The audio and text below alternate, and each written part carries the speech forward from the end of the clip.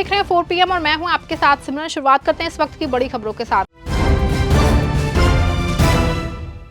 बदायूं के बिसौली क्षेत्र में 4 लाख वोल्ट की हाई टेंशन लाइट को टावर पे एक किसान का शव फंदे से लटका मिलने से इलाके में सनसनी फैल गई। देर रात शटडाउन मिलने के बाद पुलिस ने शव को नीचे उतरवाया। शुरुआती जांच में घरेलू कलह के चलते आत्महत्या की आशंका जताई जा रही है। मृतक की पहचान रानेट गांव निवासी 40 वर्षीय रूप राम उर्फ नत्रे के रूप में हुई है। बताया जा रहा है कि पिछले कुछ समय से पारिवारिक विवाद चल रहा था। हाई टेंशन लाइन होने के कारण ट्रांसमिशन विभाग से शटडाउन मिलने से करीब 7 घंटे लग गए, जिसके बाद शव नीचे उतारा गया। पुलिस ने शव को पोस्टमार्टम के लिए भेज दिया है। फिलहाल कोई तहरीर नहीं मिली है और सभी पहलुओं की जांच जारी है।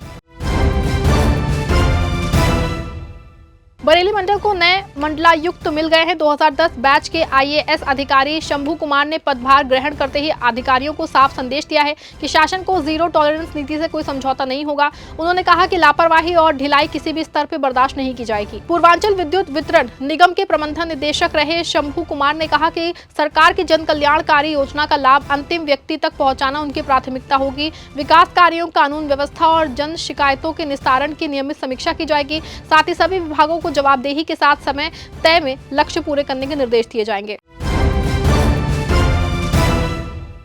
गोरखपुर में खाद्य सुरक्षा विभाग ने मिलावटखोरी के खिलाफ बड़ी कार्रवाई करते हुए बिना लाइसेंस संचालित एक गोदाम से 4.77 क्विंटल साबुत काली मिर्च सीज कर दी है। विभाग को काली मिर्च में हानिकारक रंग मिलाए जाने की आशंका है। तिवारीपुर क्षेत्र में छापेमारी के दौरान टीम को तकरीबन 477 किलो काली मिर्च मिली है, जिसकी कीमत लगभग 3.40 लाख रुपए बताई जा रही है। जांच में विक्रेता खाद्य कारोबार का लाइसेंस नहीं दिखा सका। विभाग ने काली मिर्च का नमूना लेके प्रयोगशाला भेज दिया है। रिपोर्ट आने के बाद मिलावट और बिना लाइसेंस कारोबार के मामले में आगे की नियमानुसार कार्रवाई की जाएगी।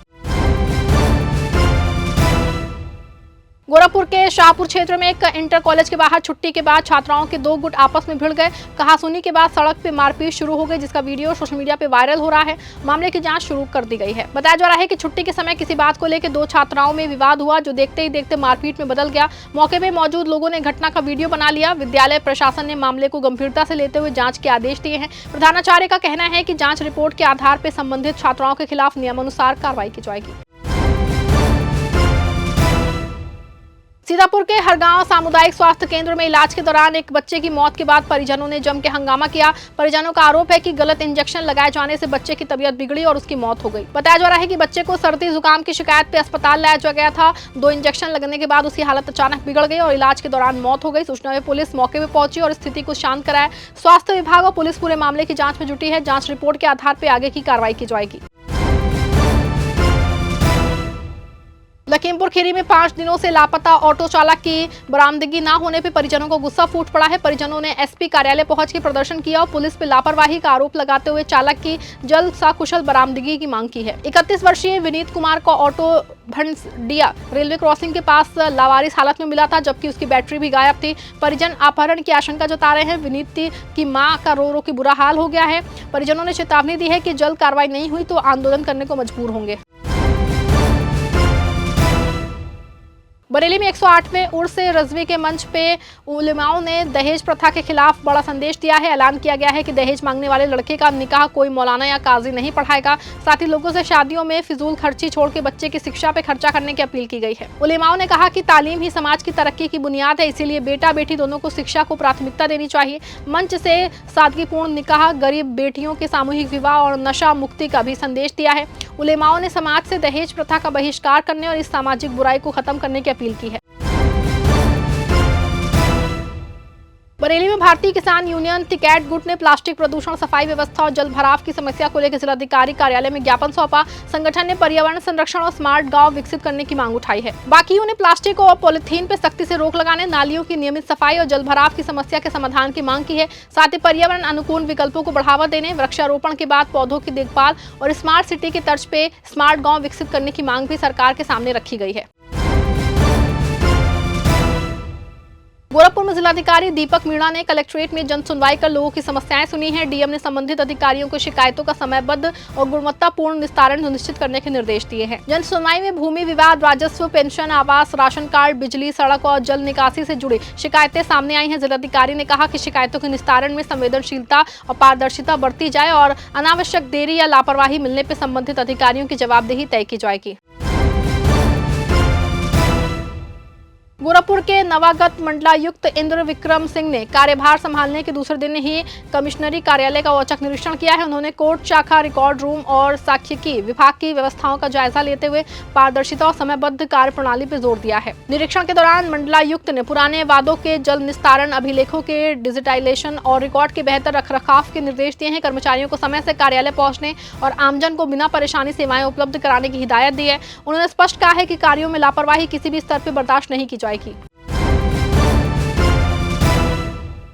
सीतापुर में दर्दनाक सड़क हादसे में एक जिम ट्रेनर की मौत हो गई। आरोप है कि ट्रक चालक उन्हें वाहन में फंसने के बाद तकरीबन 500 मीटर तक घसीटता ले गया। हादसे के बाद गुस्साए लोगों ने जम के हंगामा किया। रामपुर मथुरा क्षेत्र में हादसे के बाद मौके पर पहुंची पुलिस ने लोगों को शांत कराया। आक्रोशित भीड़ ने ट्रक में आग लगाने की कोशिश भी की, लेकिन पुलिस ने स्थिति संभाल ली। पुलिस ने ट्रक चालक समेत 4 लोगों के खिलाफ मुकदमा दर्ज कर लिया है और आरोपियों की तलाश की जा रही है।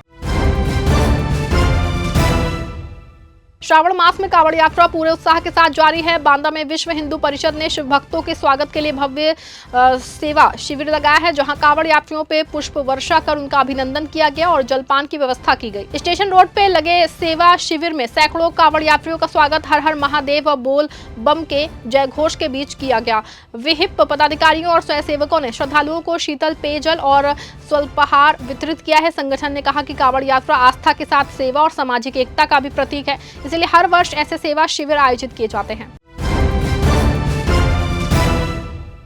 गोरखपुर के बीआरडी मेडिकल कॉलेज के ऑर्थो वार्ड का एक वीडियो सोशल मीडिया पे वायरल हो रहा है। वीडियो में पर्ची व्यवस्था को लेकर सवाल उठाए जा रहे हैं और मरीजों की लाइन को नजरअंदाज करने के आरोप लगाए जा रहे हैं। वायरल वीडियो में कुछ लोगों की पर्चियां अंदर से दर्ज किए जाने का दावा किया गया है, जबकि लाइन में लगे मरीजों ने इसका विरोध किया। वीडियो में अस्पताल की कार्यप्रणाली और कर्मचारियों की भूमि पर भी सवाल उठाए गए हैं। हालांकि वायरल वीडियो में किए गए दावों की आधिकारिक पुष्टि नहीं हुई है। अस्पताल प्रशासन की प्रतिक्रिया और जांच के बाद ही पूरे मामले की स्थिति स्पष्ट हो पाएगी। बदायूं के व्यस्त बड़ा बाजार में चोरों ने एक ही रात में 3 दुकानों को निशाना बना के लाखों रुपए की नकदी, कीमती सामान और आभूषण चोरी कर लिए।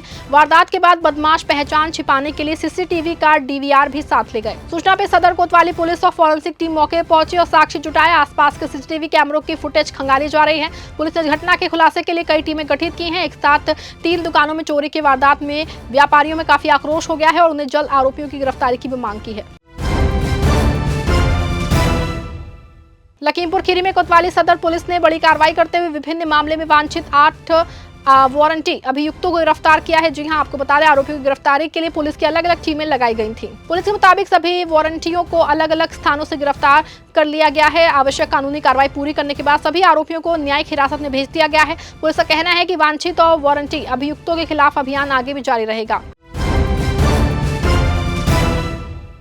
गोरखपुर के सेंट एंड्रयूज डिग्री कॉलेज में 14 अस्थायी शिक्षकों को हटाए जाने के बाद विवाद और गहरा हो गया है। कॉलेज प्रशासन ने फैशन डिजाइनिंग कोर्स भी बंद कर दिया है, जिससे 13 छात्र छात्राओं का भविष्य अधर में लटक गया है। मामले को लेकर छात्रों में नाराजगी है। कॉलेज प्रशासन का कहना है कि शिक्षकों के खिलाफ नियमानुसार कार्रवाई की गई है और छात्रों का नुकसान नहीं होने दिया जाएगा। प्रशासन ने फीस लौटाने और वैकल्पिक व्यवस्था का भरोसा दिया है। निष्कासित शिक्षकों ने कार्रवाई को गलत बताया है। सोशल मीडिया पर छात्र आंदोलन के आह्वान के बीच कॉलेज परिसर का माहौल भी गर्मा गया है। गोरखपुर के सर्वोदय किसान पीजी कॉलेज कोड़ीराम में स्तनपान सप्ताह का समापन समारोह आयोजित किया गया। कार्यक्रम में विशेषज्ञों ने मां के दूध के महत्व पर प्रकाश डालते हुए इसे स्वस्थ जीवन की मजबूत नींव बताया। वक्ताओं ने कहा कि जन्म के बाद 6 माह तक केवल स्तनपान कराने से बच्चे का शारीरिक और मानसिक विकास बेहतर होता है। साथ ही जन्म के 1 घंटे के भीतर स्तनपान शुरू करने और 2 वर्ष तक इसे जारी रखने की सलाह दी गई है। कार्यक्रम में छात्राओं ने स्तनपान के प्रति जागरूकता फैलाने का संकल्प लिया। फिलहाल खबरों से इतनी ही। प्रदेश की हर छोटी बड़ी खबर के लिए देखते रहें 4 PM न्यूज नेटवर्क।